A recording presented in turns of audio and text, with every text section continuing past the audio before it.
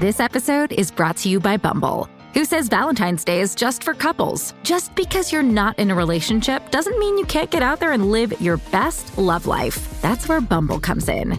This February 14th, you can flip the script and give those relationshipers a friendly dose of FOMO. Say no to staying in this Valentine's Day and yes to more. More dates, more first kisses, more gossip for the group chat girlies. Do Valentine's your way. Date now on Bumble. Why take one vacation with the family when you could take all of them? With Royal Caribbean, you don't just go to the beach. You visit a private island and race down the tallest water slide in North America. You don't just go for a road trip. You ATV and zip line through the jungle. You don't just go somewhere new. You rappel down waterfalls and discover ancient temples. Because this isn't just any vacation. This is all the vacations. Come seek the Royal Caribbean. Ships Registry, Bahamas.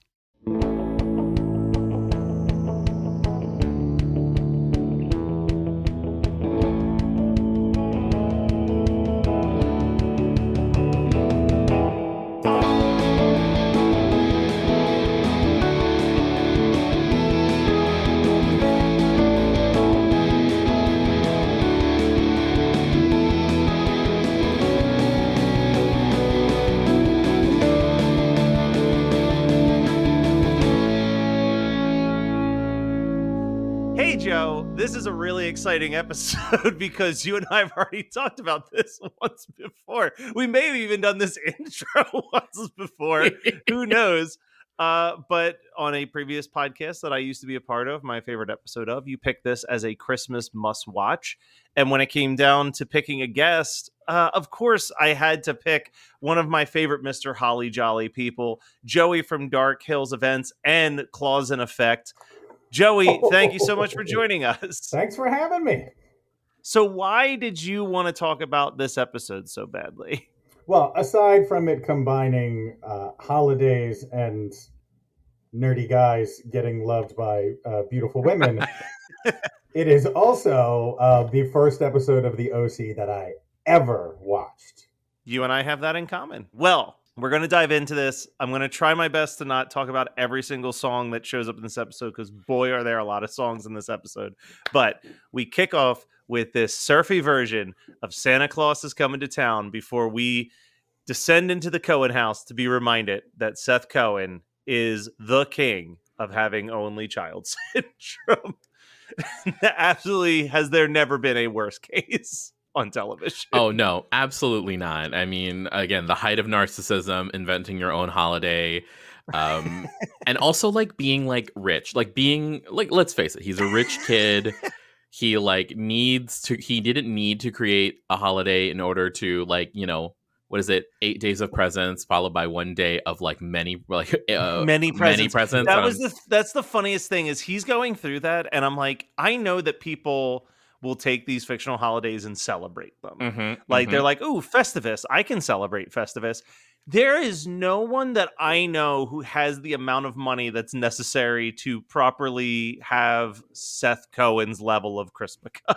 Right. I wanted to ask too, and maybe you know this, Joe. Ryan, does he get an allowance or does he work a job? I can't remember if they mentioned it in the show or not. Because he got hired at that fish place for like an episode, but I think it was just to introduce Donnie. Well, it's like they're buying him presents and they expect him to buy them presents. And he literally says at one point, I saved up enough for one gift. And they're literally just like, you know, Seth is just spending mommy and daddy's money. I think it's a point of pride, though. Ryan seems like the type of person who, like, obviously, if Ryan wanted to get 13 Christmas gifts, mommy and daddy Cohen would sign the checkbook and let him go and do it. But I think it's a point of pride of like, no, you've already welcomed me into your home. I am refusing to take any additional hand-me-down. I agree, dude. The one that blew my mind more was I actually wrote down, Ryan has been living with you for 6 months. What exactly did you expect his holiday memories to be when you were bugging him about this? Considering that, like what has happened up till now, right? Drunken mother who kicked him out, like caused a scene at casino night. The brother is in prison. like they went to jail. This episode is one of those episodes where it's like you can see it for the first time and not having seen any of the episodes prior to it, and like immediately, okay, we understand that this is fish out of water. You don't belong. This is not your world right now. I don't want to give the creators that much credit that they were going to be like, oh, there's going to be like a ton of podcasts and it's going to be a part of people's like, yearly rewatch for the holiday. But you're right, Matt. It's just like what did they expect? Like, Sandy Cohen like saw him, like watched his like mother abandon him and like clean out their like halfway house looking home. It's just not, it's sobering, but it's like every episode we get that, right? Every episode up till now, we get a little bit of that reminder that this is not where Ryan is from. Yeah. And this is also an episode where, and this is coming from a person who has not had nearly the level of Seth Cohen hate that some of the past guests and co-hosts have maybe had, but it's nice to see Seth get taken down a couple notches in this episode, because he really kind of goes into this whole, the first like 40 minutes of this episode, he is confident that he can ride this Anna and Summer train for as long as he needs. And that is just simply not the case. All the way down to the fact that he's giving them the exact same Christmas gift, and it's a Christmas gift about himself. Yeah. Like, here's things to know more about me. Yeah. And that is, of course, the Seth Cohen starter pack. That includes a Death Cab for Cutie CD, a Bright Eyes CD, a Shin CD, caviar and clay, I think is what he said. Cavalier and clay, and a copy of the Goonies. So Joe, you asked me this question in the past. I wrote down my 2023 answer, but I'm going to propose it to all three of us. What is your enter name here starter pack? Oh, okay. I should have known this would come up.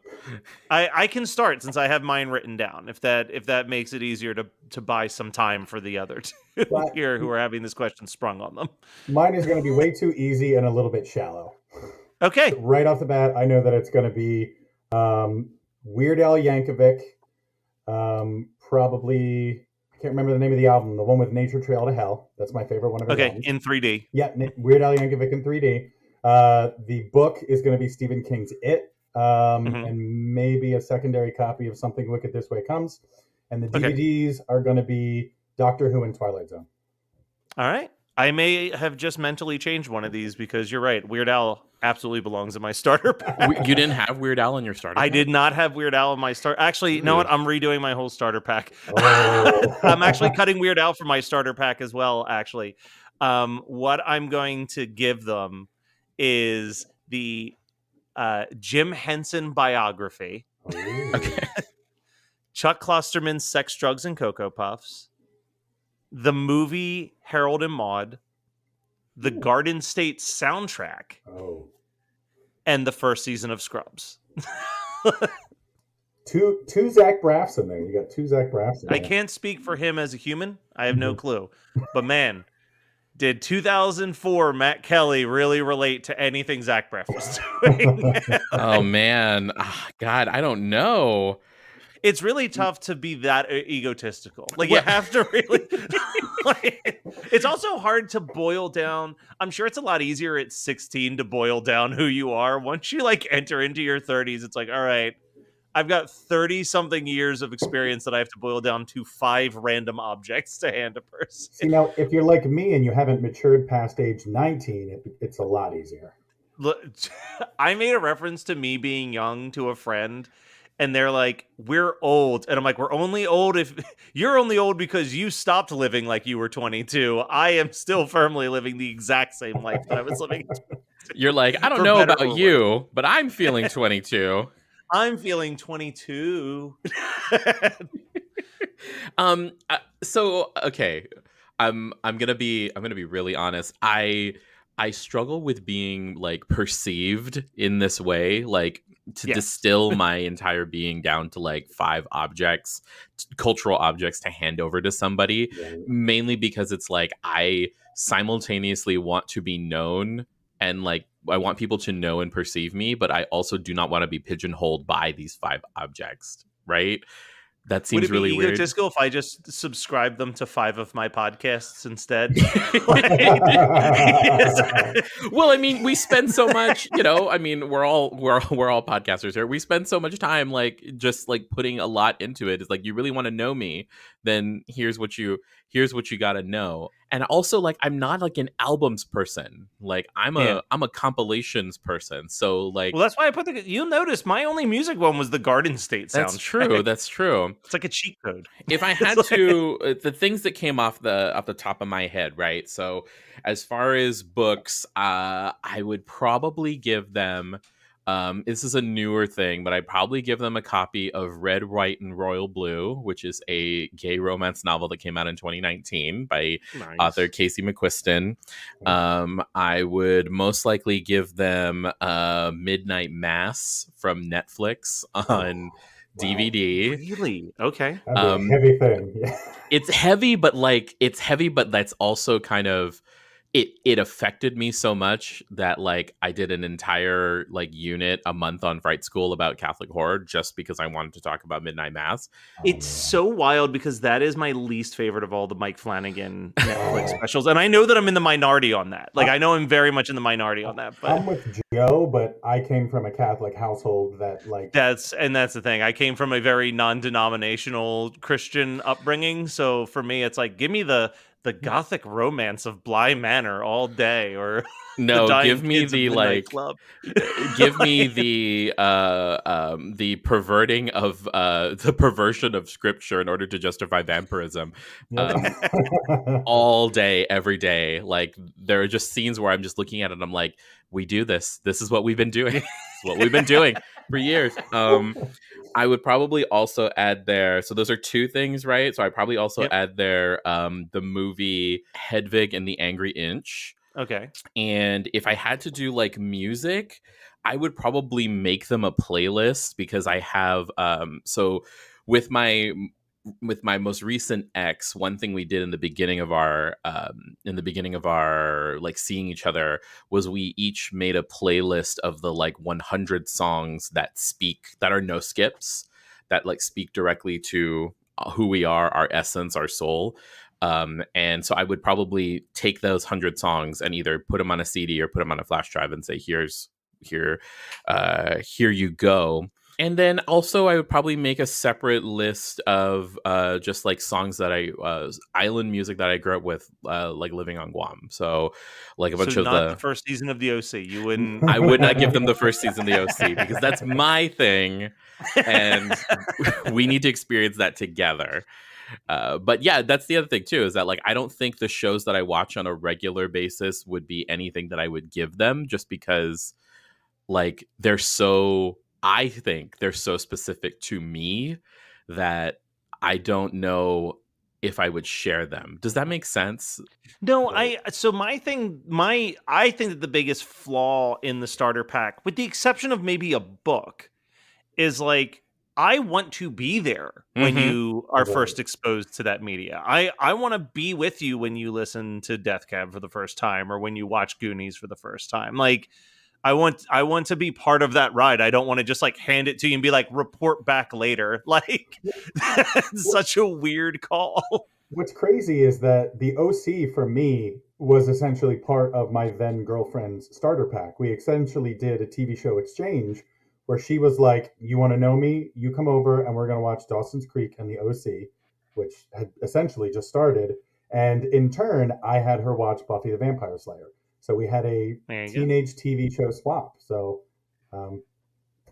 on theme. I love the weird. Now we've had two different guests where there's this weird Dawson's Creek, the OC overlap in their origin stories, which, I mean, it makes sense for sure. All right, so we get past the weirdness. Well, we don't get past that. There will be plenty more before this episode's over. But Seth is doing Seth's thing. Yeah. Ryan is like, you're going to have to pick somebody soon. And he's like, nah, it's going to be fine.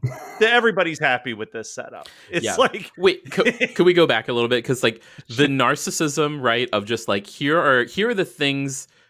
my gift to you is entirely about me. No context. Like, I expect you to love them as much as I love them. That's the other thing too, is that like I like to give gifts.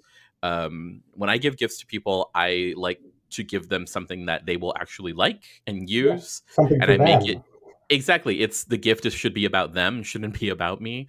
And this is just like, it's just kind of banana sandwich that he's like, let me give you the 5 things that that make me up, but I'm not going to give it to you without context. And if you really want to know me, you're going to love it. And I'm like, I met Summer. She doesn't look like a Death Cab fan to me. No, she's already shat talked them. Yeah. On the drive to TJ, she was like, this is bad music. Yeah. So here's a whole album of it now with the Shins, who aren't that far off musically, and Bright Eyes, who's even more sad boy than the Shins and Death Cab combined. Like, she'd hate that. I almost wish, I want to jump to the end real quick. I almost wish that it wasn't just that Anna and Summer said, I don't want to be friends to him, right? Like, I wish that that wasn't the breakup.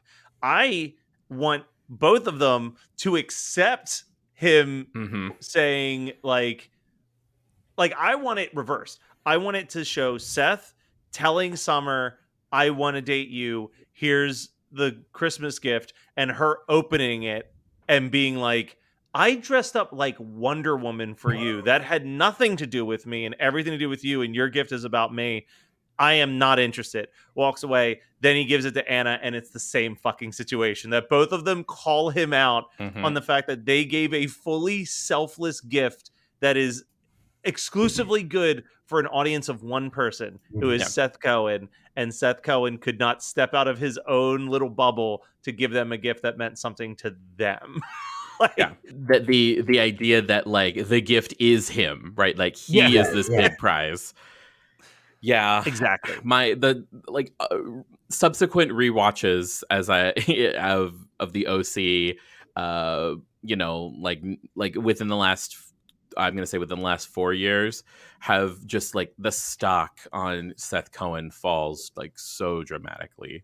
Yeah, I'm already seeing it in my first few viewing. Is like But I've said before, the thing that I hate the most is that I see so much of high school and college me in Seth Cohen that it's almost painful. I'm like, oh my God, I was this guy. That's why I liked the show, because high school me was like, comic book movies were just becoming a thing, and here's this character who loves comic books. I love comic books. Here's this super nerdy character who just like, I loved him so much, and Adam Brody put so much charm on it.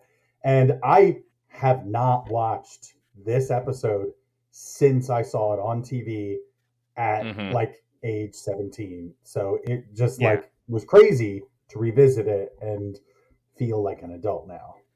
Yeah. like imagine, because you're the only parent on this this recording. Imagine if one of your kids told you that they're going to give their girlfriend 5 things, like you'd be like, no. Oh yeah. I mean, if I knew, if my child was Seth and I knew what Seth was up to, I would have been like, A, this is my fault. B, now I need to fix it because it's bad. Let's jump into a little bit of the Cohen situation happening. And then we'll get back to Seth, because there's plenty to talk about with Seth too. But it's breakfast time.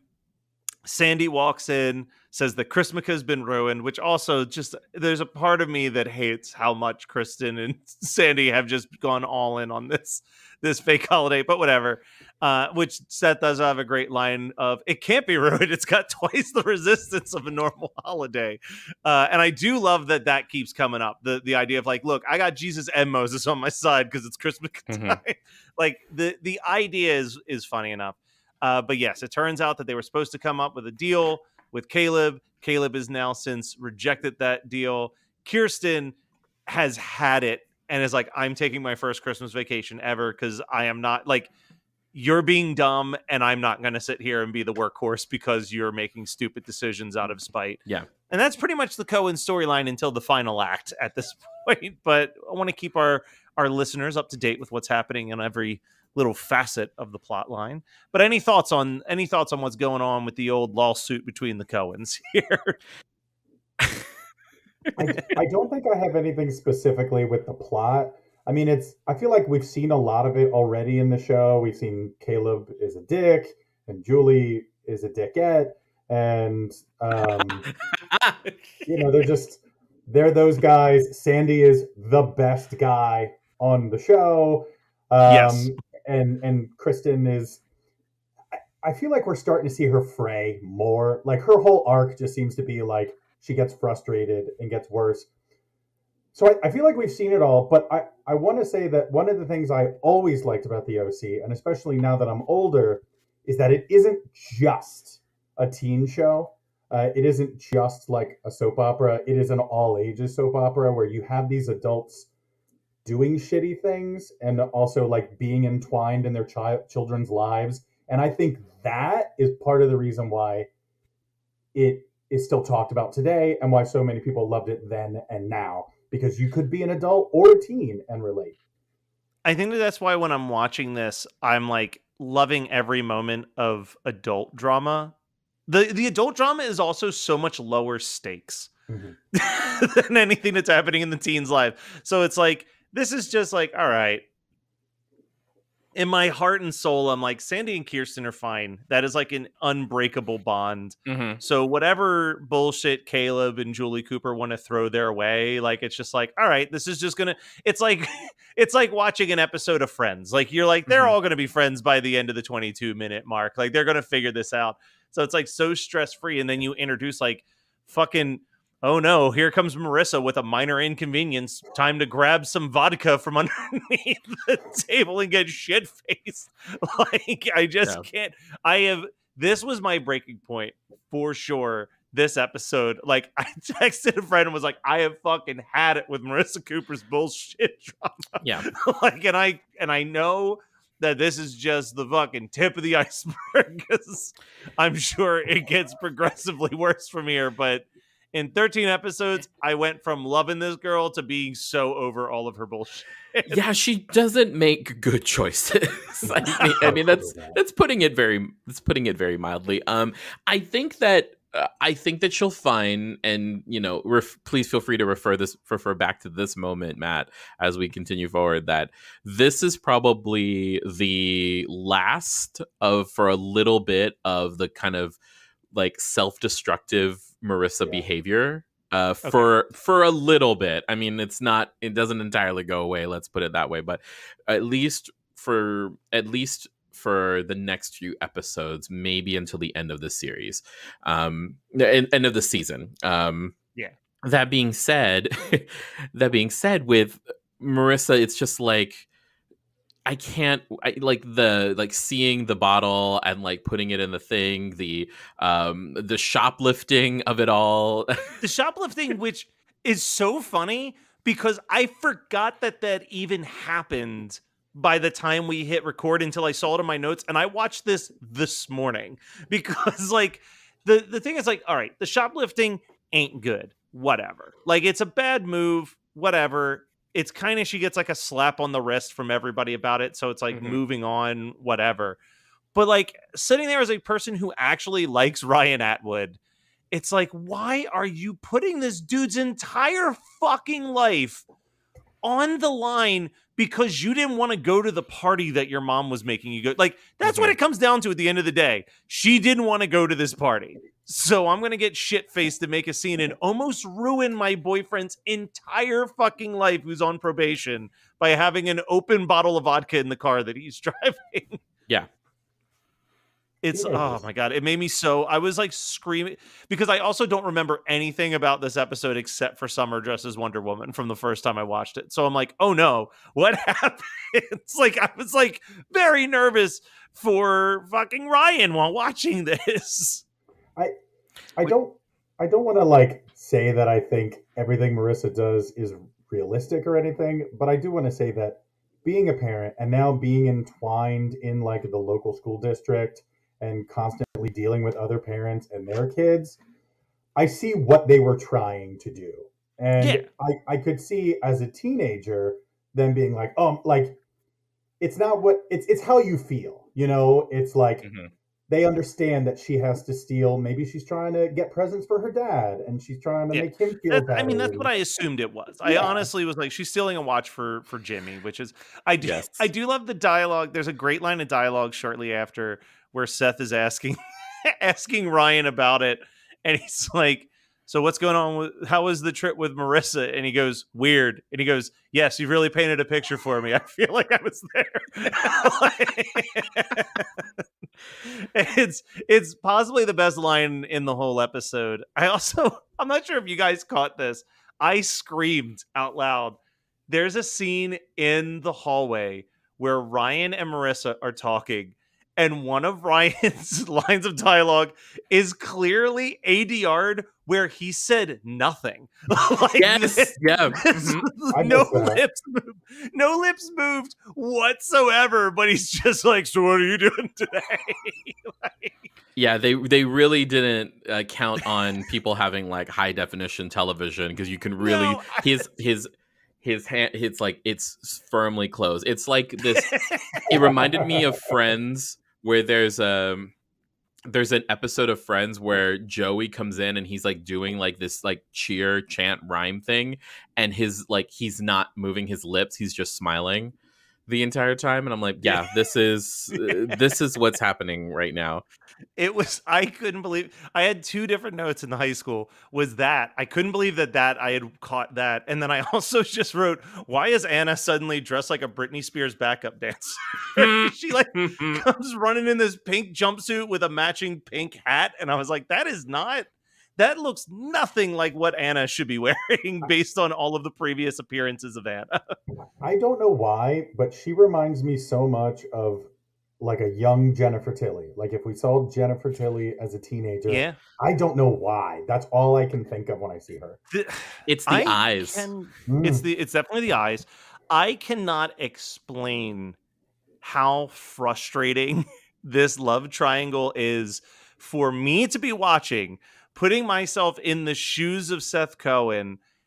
To me, it is such an easy decision. Mm-hmm. The girl made you a comic book about you and your toy horse, Captain Oates. Like, if that doesn't scream, this person knows you so well and really cares about you, like, I don't know what the fuck you're doing. I do have to admit, actually, let me ask you guys this question, because I was thinking about this just now. They do this really cool thing where it comes time for Seth, he has to talk to Anna and Summer, and it's like this spinning camera effect, and it's showing the conversation with both of them. Do you think that it was always Seth Cohen's intention to say, I think we should just be friends, to both of them? Or did he make that decision after getting rejected by the first person? I do think that his plan was to say that and keep pitting them against each other, reject them a little by just saying we should be friends so that they'll come back to him.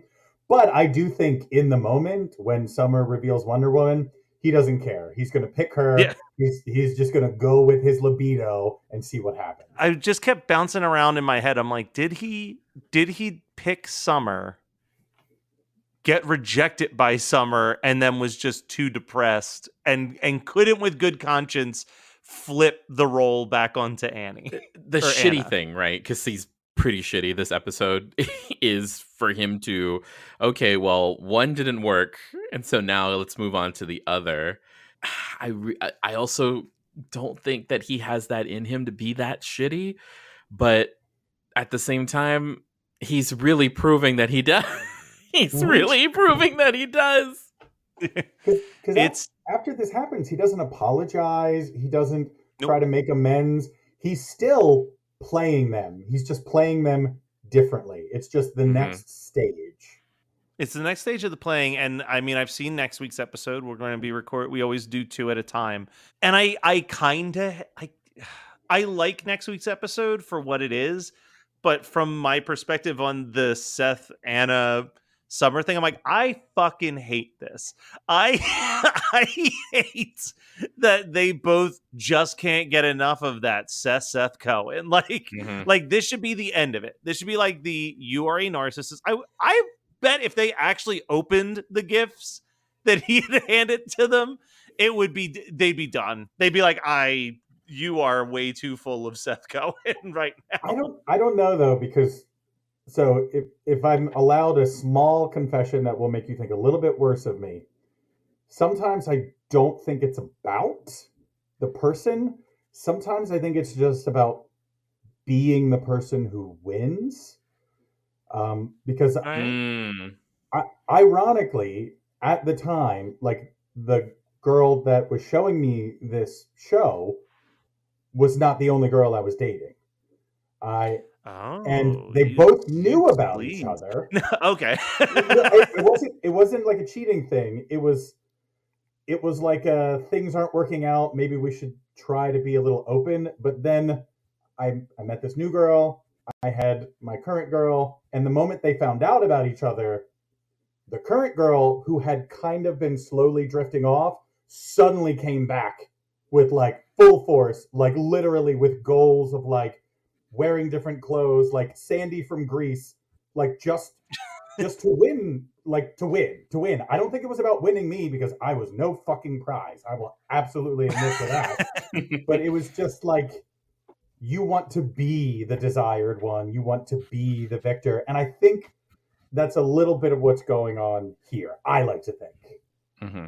I think that's fair. I want to talk about the last like 3 minutes of this episode for a second, because I wrote a note, and it's an interesting note because, again, I've seen next week's episode. And I wrote a note that said, "Dear God, I hope I never have to see this lobby kid ever again." and then I hear the next week that his name is Oliver, and I'm immediately thrown back to a previous guest saying the only fully, truly unredeemable character in the history of the show is Oliver. And I thought, son of a bitch. I immediately knew I'm stuck with this motherfucker for a long time. And then the other thing that made me laugh out loud, right up there with that ADR Ryan line, is I don't know how much budget they ran out on where they couldn't create believable looking rent-it video cases, but I love it. Sandy Cohen's like, I rented these movies, and they're just like empty DVD cases with a computer printed sheet of paper with the names of the movies typed onto it. I was like, I have rented from almost every video store imaginable, and never once have I saw that egregious of like over the top in huge font across the front of a piece of paper shoved in the box.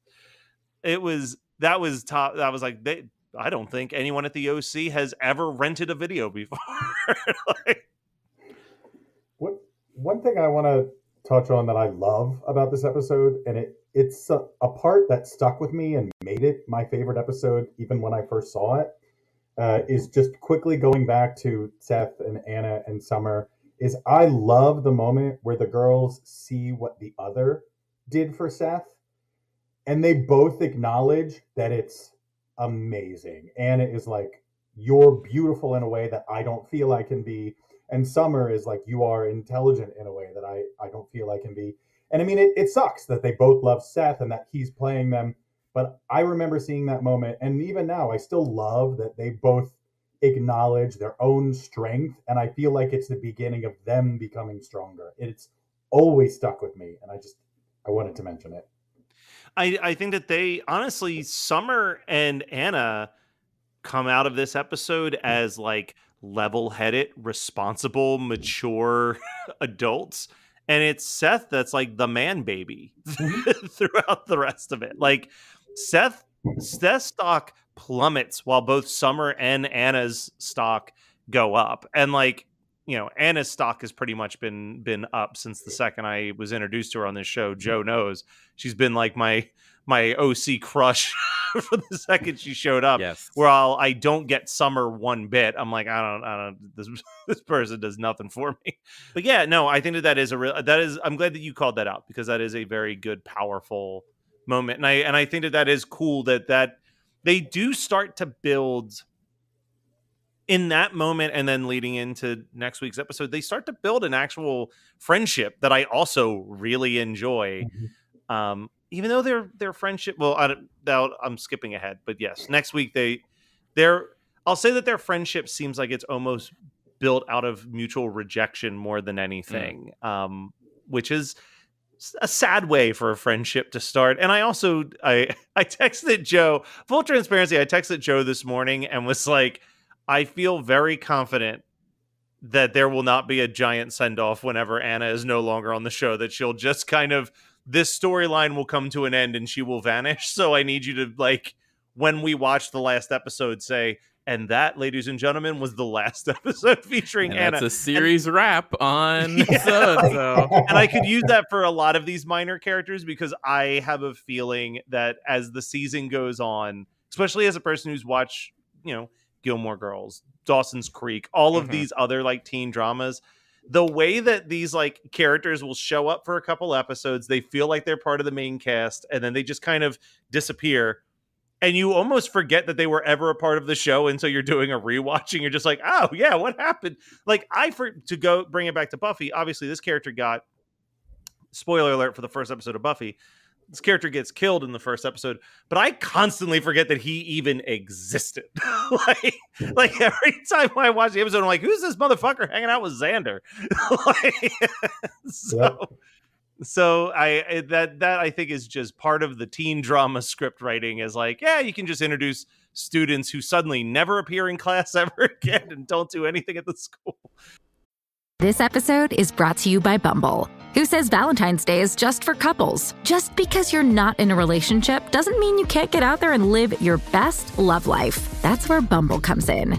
This February 14th, you can flip the script and give those relationshippers a friendly dose of FOMO. Say no to staying in this Valentine's Day and yes to more. More dates, more first kisses, more gossip for the group chat girlies. Do Valentine's your way. Date now on Bumble. Why take one vacation with the family when you could take all of them? With Royal Caribbean, you don't just go to the beach. You visit a private island and race down the tallest water slide in North America. You don't just go for a road trip. You ATV and zip line through the jungle. You don't just go somewhere new. You rappel down waterfalls and discover ancient temples. Because this isn't just any vacation. This is all the vacations. Come seek the Royal Caribbean. Ships Registry, Bahamas. At Maximum Mediocrity, people say things like, I don't dress like this on the regular basis. This isn't my, pooping uniform. This is not what I wear. And they also say things like, The nurses are usually either angels of mercy or whores. Every episode is a new experience where you get to know people that aren't famous but should be. Why did my facing Floyd Mayweather in the woods? My co-host Morgan and I track down the people you didn't know you needed to hear from. It's like hot sex in a mug. We are the Maximum Mediocrity Podcast, and we are on all major podcasting platforms. We'll be waiting for you. Does anyone else have anything they need to bring up on this episode before we start talking some music? To Joey's point, when Summer and Anna see, like, okay, each of them knows that, like, Summer's more beautiful, feels like is confident in her body in a way that Anna isn't. Anna is intelligent and artistic, learned in a way that Summer isn't. It also kind of reveals why Seth is drawn to both of them, because they appeal to, like, each of them separately like is half of like what one person like that he is looking for, or like he's fixated on these halves of these women, as opposed to like seeing and accepting the whole of either one. I did just say accepting their whole. But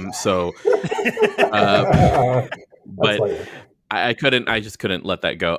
But yeah, that's the thing about the beauty of that particular scene is that how that kind of unfolds is that, like, oh, we realize that, like, you're the problem and you're making us feel these things this way about us, and so we're not going to do it. We're not going to play your game anymore, which is hilarious because, like, up until now, like, we have been basically told by the show that Seth has no game.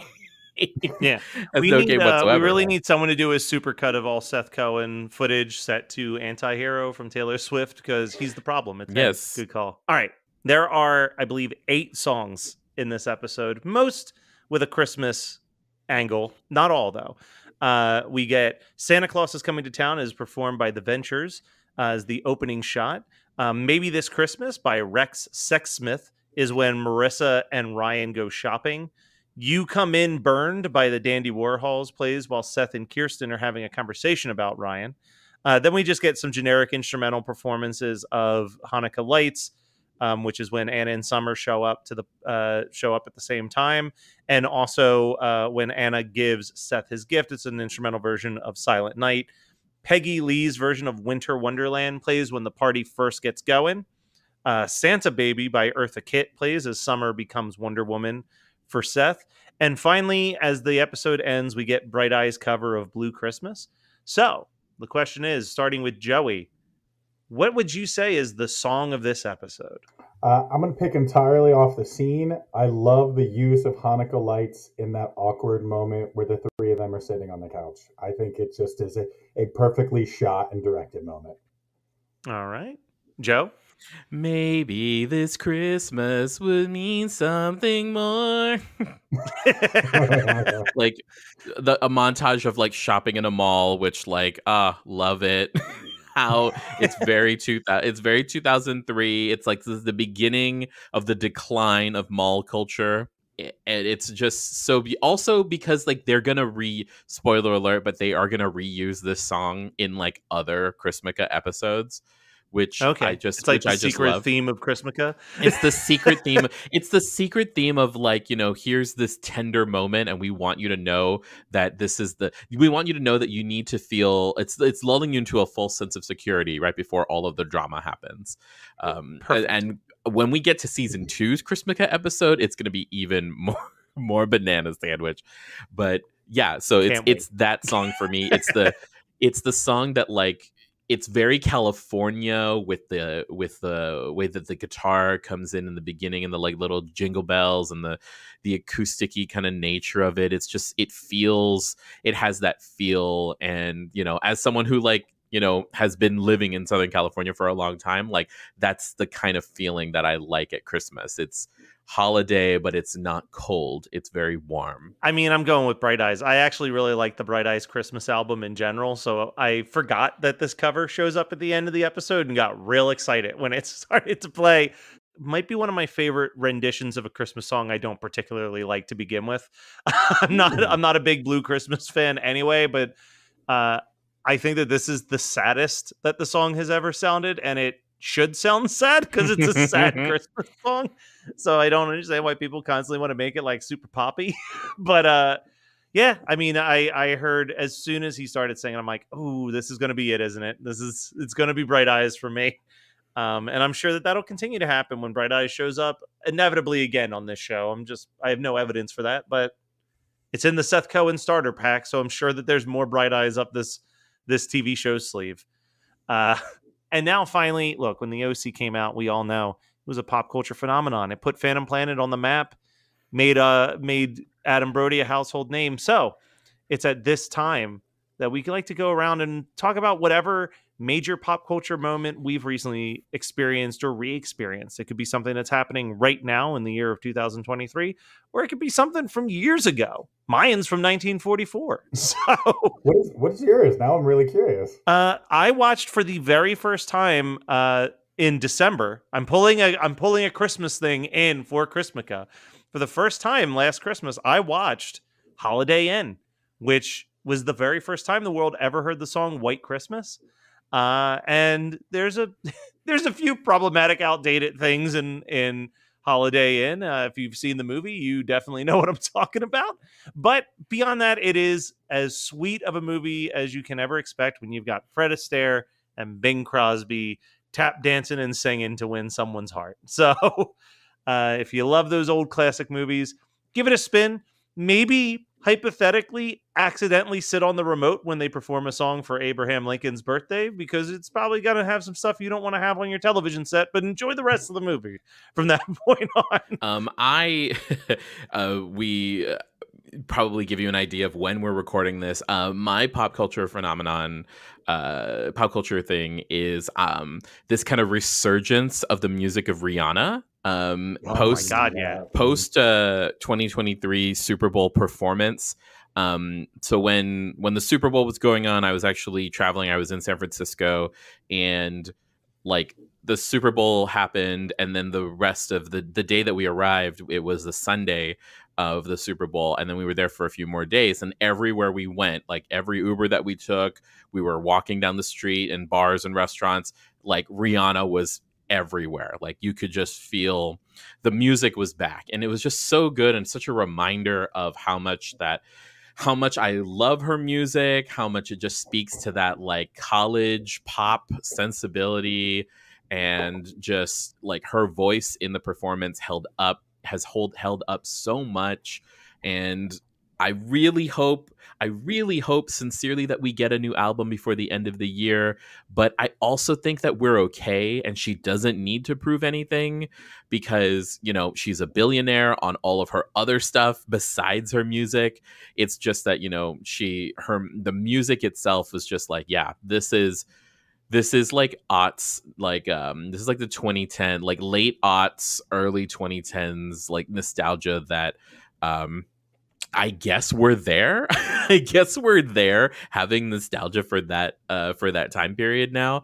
But it was just it's been a nice thing to revisit all of that music. All right. Yeah, and I mean, look, credit to her performing on what seemed like a Super Smash Brothers game level with a pregnant belly proudly out there. Just fucking killing it. No fear at all. Like, no fear. I was like, this isn't. And fuck anybody who had negative shit to say about that performance. That was that's like top 10 Super Bowl performances of all time. All right, Joey, not only do I want you to tell us your pop culture thing, but also, hey, if people enjoyed having you on the show, where's some other things where they can check out stuff that you've maybe done in the past or maybe doing in the future? All right, so pop culture thing, I'm riding a wave that has been going on since before I was born. We are living in a golden age of comic book love. And I mean, yeah, we've had Batman and Spider-Man and stuff since before, but last week I saw a movie where Paul Rudd, who is a superhero who talks to ants, goes into an inner space to fight a time traveler with Michael Douglas and Michelle Pfeiffer, and there was a giant killer baby with tiny like heads and like a big head and tiny legs. This is, as far as I'm concerned, the golden age of comic book films, because I never thought we'd get the insanity of late 80s, mid 90s comics on the screen. And I can't wait for like full soap opera X-Men and like, I mean, we already got Maximum Carnage, but as far as I'm concerned, this is the golden age. That's what my friend Eli was over here the other day, and we were talking about how, like, because I still haven't seen it yet, but I'm going to see it this week, how like Quantumania has been getting this like complete split down the middle. People either think it's like the most fun they've ever had or think that it's trash. And he goes, the typical MCU audience is not prepared for how weird and strange the 80s and 90s era of comic book storylines are about to be for them, because that's right where we're hitting in these movies right now, where you are either on board for the goofiness or you are about to completely get off the train. But how about where else can people get some more Joey in their lives? Sure. So you can always hop on over to Scary Stories to Pod in the Dark if you like hearing about scary stories. I did something called Dark Hills Gaming for a while, but currently, and I don't know if this is the audience, I am on a D&D podcast called Blood on the Dice. Which is it's D&D, but it's permadeath, and it's super hard. We are currently in Barovia going up against the kind of sexy, kind of scary vampire Strahd von Zarovich. And if I die, I'm dead. I'm off the show. So come root for me. Nice. Very, very cool. Well, next week we're going to have... Is it our first return guest? I think it's our first return guest. We'll be here next week to talk about the final episode of 2003, The Countdown on the OC.